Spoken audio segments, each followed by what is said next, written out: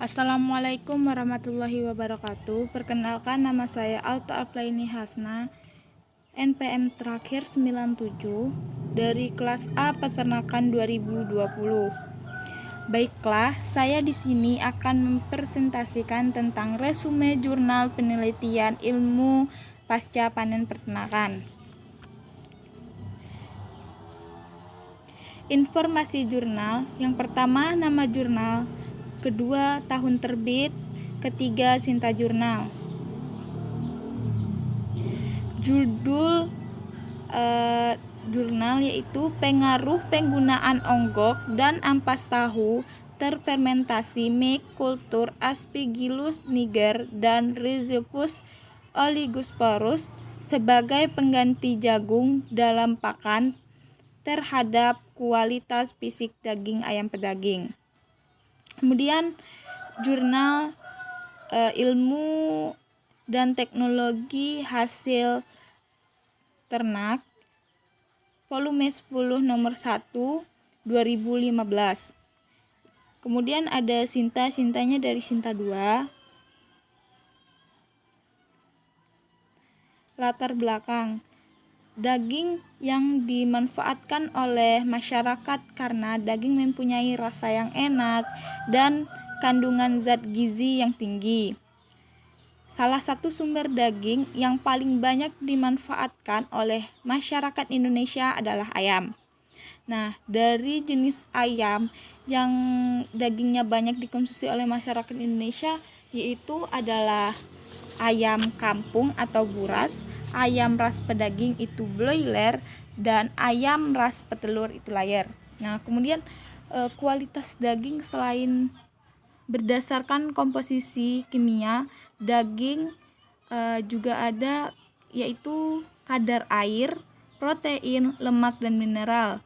Juga didasarkan parameter fisik, diantaranya adalah pH, daya ikat air atau WHC, susut masak, keempukan warna, dan penyebab lemak, marbling. Daging yang berkualitas tinggi ini adalah daging yang memiliki konsistensi kenyal, tekstur halus, warna terang, dan marbling yang cukup. Nah, selain dari komposisi kimia dan parameter fisik, juga ada faktor antemortem dan intemortem yang mempengaruhi suatu kualitas daging ini. Kemudian jagung mempunyai multifungsi, yaitu sebagai sumber bioenergi atau fuel, dan makanan manusia yaitu food, dan sebagai pakan ternak fat. Kondisi sekarang mengidentifikasi bahwa stok jagung sudah berada dalam kondisi memprihatinkan, dan jagung sebagai pakan ternak tentu akan menjadi korban. Oleh karena itu perlu upaya menjadi pengganti sebagian atau keseluruhannya dengan fungsi jagung sebagai pakan ternak. Nah, jadi maksud dari korban ini yaitu jagung ini akan mengalami kelangkaan pada saat ini dan dapat kita ganti dengan upaya secepatnya, yaitu dengan cara penggantiannya menggunakan onggok dan ampas tahu. Nah, onggok merupakan limbah padat agroindustri pada pembuatan tepung tapioka yang dapat dijadikan sebagai media fermentasi dan sekaligus sebagai pakan ternak. Onggok dapat dijadikan sebagai sumber karbon dalam suatu media terfermentasi karena masih banyak mengandung pati, yaitu sekitar 75,19% yang tidak terekstrak, tetapi mengandung protein kasarnya rendah, yaitu sekitar 1,04% berdasarkan bahan kering. Kemudian ampas tahu merupakan limbah industri pembuatan tahu yang dihasilkan dari sisa pengolahan kedelai menjadi tahu. Ampas tahu dapat dijadikan sebagai sumber nitrogen pada media fermentasi dan dapat dijadikan sebagai bahan pakan sumber protein karena mengandung protein kasar yang cukup tinggi, yaitu sekitar 27,55%. Namun, terdapat kendala dalam penggunaan kedua bahan tersebut, yaitu salah satunya adalah kandungan serat kasar yang tidak yang tinggi. Kemudian serat kasar ini tidak dapat dicerna oleh zat makanan unggas tersebut, yang sulit untuk dicerna pada unggas. Nah, kemudian ada tujuan. Tujuan dalam melakukan penelitian ini untuk mengevaluasi kualitas fisik daging pada pakan ayam pedaging dengan menambahkan produk samping tapioka dan ampas tahu yang difermentasi dengan kombinasi Aspergillus niger dan Rhizopus oligosporus sebagai pengganti jagung. Kemudian materi dan metode. Yang pertama itu materi. Nah, bahan yang digunakan dalam penelitian ini yaitu 200 ekor ayam pedaging dengan umur 1 hari. Alat dan yang digunakan untuk penelitian ini ada timbangan digital kapasitas 100 gram, timbangan Salter kapasitas 500 gram, tempat pakan Hygiene tube feeder, tempat minum Bell drink, lampu pijar 25 watt, termometer dan hygrometer. Nah, kemudian kita menggunakan kandang. Yang digunakan untuk penelitian ini adalah kandang liter dengan ukuran tinggi tiap petak adalah panjang kali lebar kali tinggi. Ini cukup dengan 1 meter saja. Nah, kemudian kandang yang digunakan berjumlah 25 petak, di mana tiap petak ini diisi 8 ekor ayam. Tiap petak dilengkapi tempat makan, minum, pemanas, dan lampu penerang, serta alas diberikan sekam setebal 8-10 cm. Karena setiap unit percobaan diberi nomor sesuai dengan pengecekan perlakuan dan dengan ulangan suatu percobaan ini. Nah, yang kedua itu ada metode. Jadi pada percobaan kali ini kita menggunakan metode lapangan dengan menggunakan rancangan acak lengkap atau RAL yang terdiri dari 5 perlakuan dan 5 ulangan. Perlakuan yang diteliti ini adalah dari bisa kita lihat ada P0 sampai P4, di mana P0 itu tidak dengan pengganti jagung atau OAF. Kemudian P1 pakan ini kita pengganti jagungnya hanya 5% OAF. Yang kedua pakan dengan pengganti jagung 10% OAF. P3 pakan dengan pengganti jagung 15% OAF. P4 pakan dengan pengganti jagung 20% OAF. Nah, variabel yang diamati dalam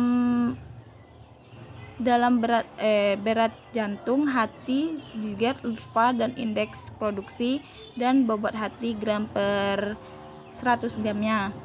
Nah, yang berikutnya ini metodenya kita ada mempresentasikan bobot karkas yang diperoleh dengan rumus presentasi bobot karkas sama dengan berat karkas per berat hidup dikali 100%. Nah, yang kedua itu kita menggunakan pengukuran pH.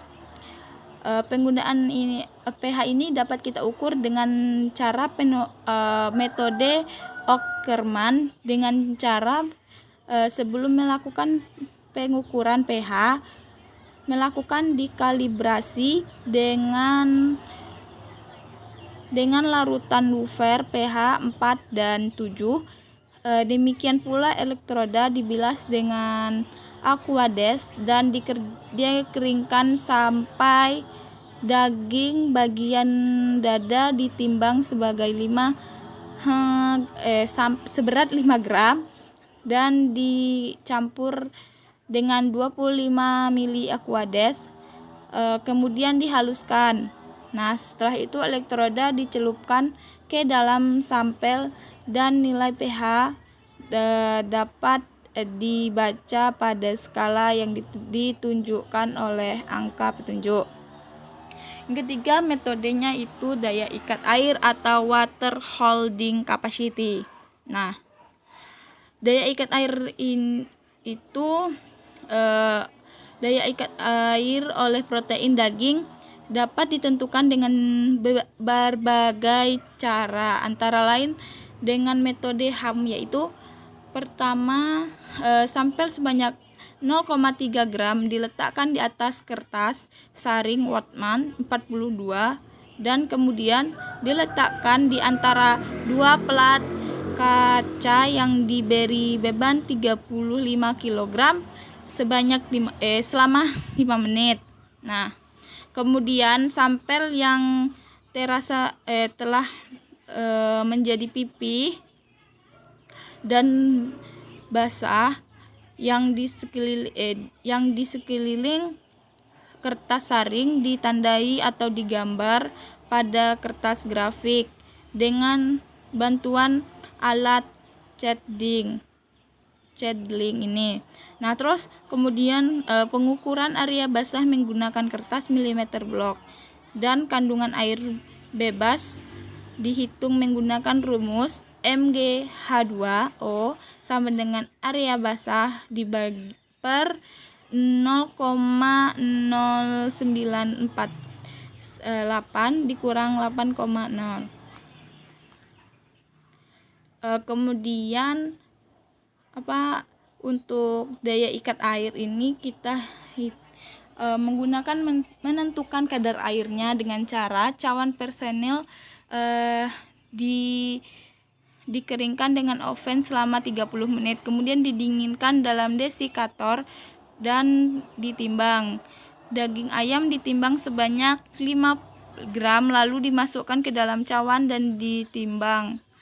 Cawan berisi sampel dikeringkan dengan oven dengan suhu 100 sampai 102 derajat Celcius selama 16 sampai 18 jam sampai diperoleh berat yang tetap. Nah, cawan yang berisi sampel didinginkan dalam desikator dan kemudian ditimbang.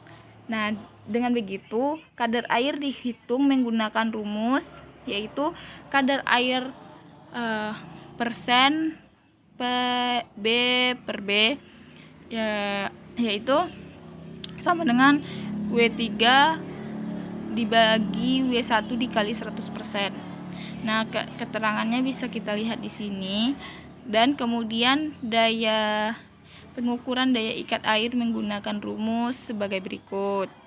Dapat kita simpulkan bahwa daya ikat air sama dengan persen kadar air per 300 dikurang MgH2 dikali 100%. Yang keempat, itu ada susut masak atau cooking loaves. Cara melakukan uji susut masak adalah sebagai daging dipotong ukuran 2x2 cm, ditimbang kemudian dimasukkan ke dalam plastik polietilen dan ditutup rapat agar pada saat perebusan air tidak dapat masuk ke dalam kantong plastik. Kemudian sampel direbus dalam water bag pada suhu 80 derajat Celcius selama 1 jam. Kemudian didiamkan sampai mendingin dan masukkan ke dalam beker gelas yang berisi air dingin dengan temperatur 10 derajat Celcius selama 15 menit. Setelah sampel dikeluarkan dari kantong plastik dan dikeringkan dengan kertas saring dan dilakukan penimbangan kembali atau susut masak dihitung menggunakan rumus SM persen sama dengan berat awal dikurang berat akhir dibagi berat akhir dikali 100%. Nah, setelah itu dapat melakukan analisis data dengan pencatatan data dilakukan selama proses penelitian, kemudian ditabulasi dengan menggunakan program Excel dan dianalisis dengan APOVA dari rancangan acak lengkap RAL. Apabila terjadi perbedaan pengaruh di antara perlakuan, maka dilanjutkan dengan uji jarak berganda Dunkas. Nah, kemudian hasil dan pembahasan. Yang pertama yaitu ada pengaruh terhadap presentasi bobot karkas.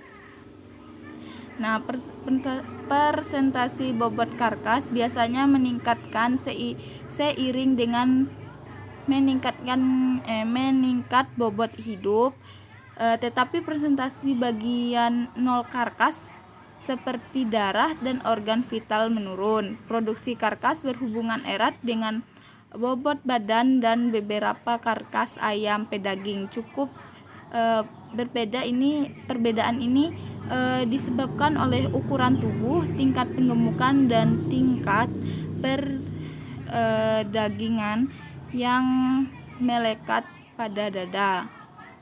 Nah, kemudian hasil penelitian ini menunjukkan bahwa presentasi bobot karkas dari yang tinggi berturut-turut yaitu P3, kemudian P4, P1, P2 dan P0. Nah, maka dari hasil penelitian ini menunjukkan level menggunakan OAF memberikan pengaruh paling baik terhadap presentasi karkas adalah sebesar 15%. Pernyataan presentasi bobot karkas yang dihasilkan dari penelitian sekitar antara 59,90 sampai 30 sampai 63,37%.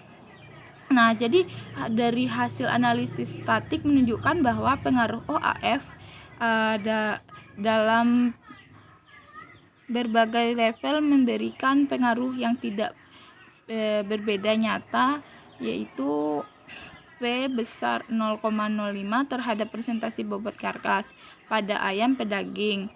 Presentasi bobot karkas yang dihasilkan pada level 10% menghasilkan penurunan dibandingkan pada level 15%. Hal ini diduga konsumsi pakan ternak level 10% kurang untuk menghasilkan persentase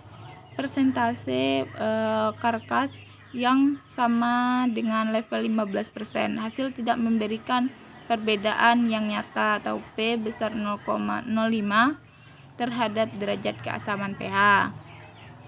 Nah, yang kedua ada derajat keasaman pH.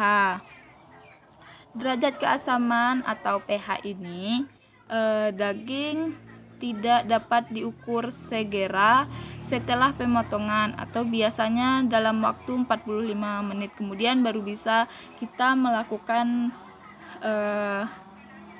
pengukuran pH tersebut untuk mengetahui penurunan pH awalnya. Nah, kemudian pengukuran selanjutnya bisa dilakukan setidak-tidaknya selama kurang lebih 24 jam untuk mengetahui pH akhir dari daging atau karkas tersebut.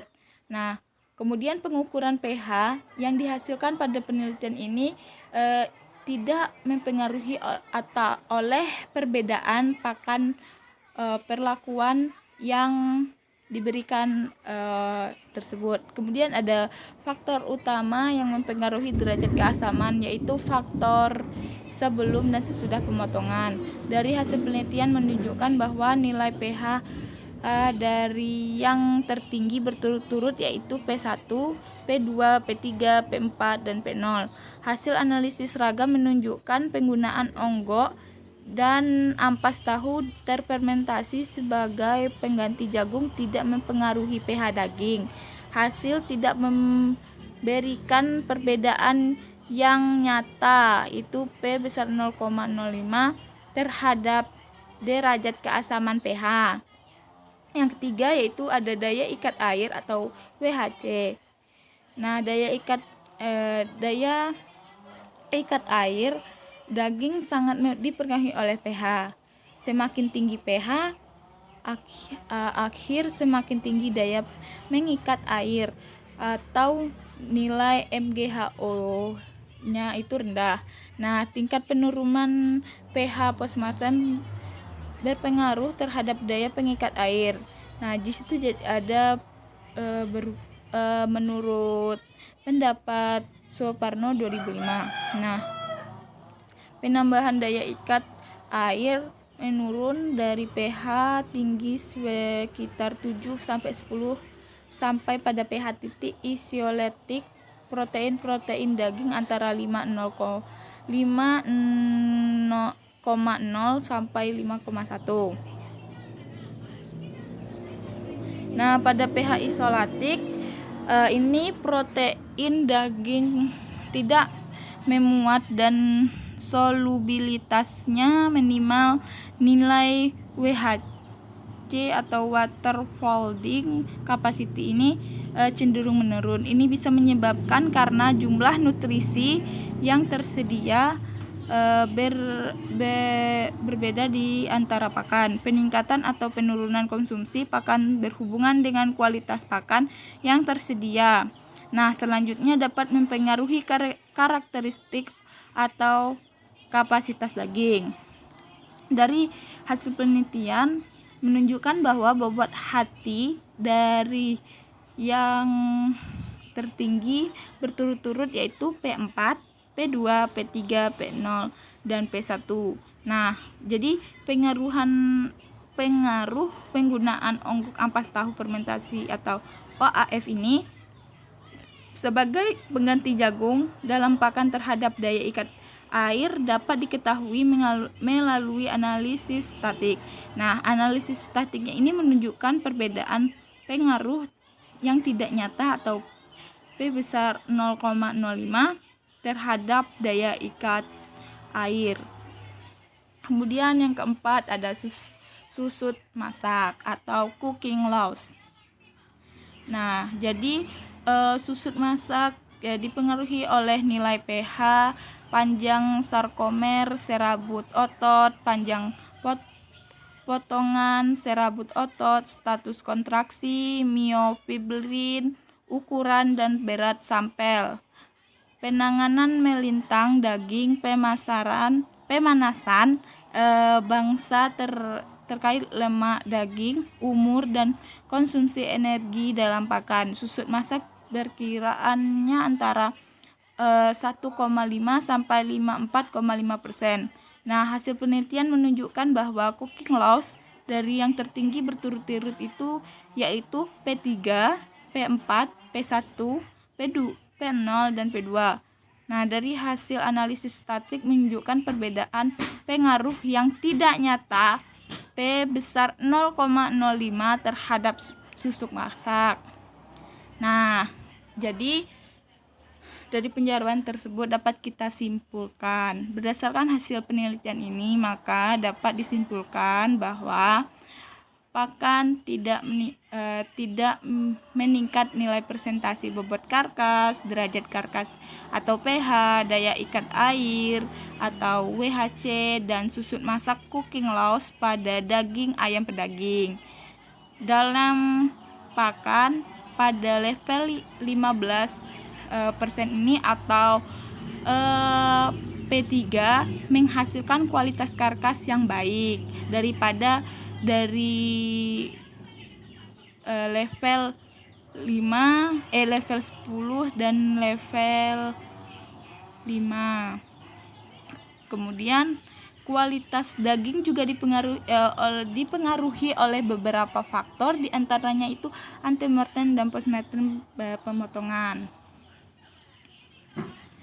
Nah, inovatif atau berdasarkan penelitian tersebut, maka inovasi yang dapat dilakukan yaitu membuat pengganti pakan jagung dengan onggok dan ampas tahu difermentasikan terhadap kualitas daging ayam pedaging sehingga bisa mengetahui cara produksi yang baik dan dalam jumlah banyak dalam mengatasi kelangkaan jagung saat ini.